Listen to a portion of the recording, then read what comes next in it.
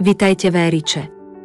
Stredoveké mesto, posadené na vrchu Mount Erice na severozápade Sicílie, vyžaruje nadčasové kúzlo, ktoré uchváti návštevníkov z celého sveta.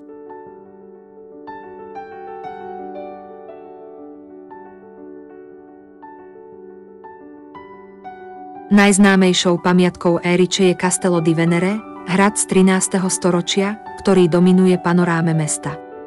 Hrad pôvodne postavili Arabi a neskôr ho rozšírili Normani. Ponúka úžasný výhľad na Stredozemné more a okolité hory.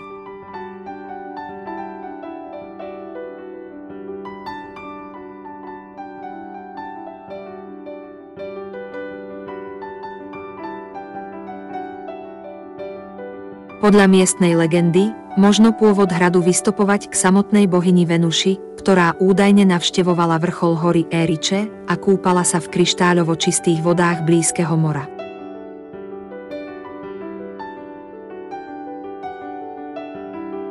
Úzke dláždené uličky mesta, lemované tradičnými kamennými domami, zostávajú zväčša nedotknuté a ponúkajú pohľad do stredovekej minulosti Erice.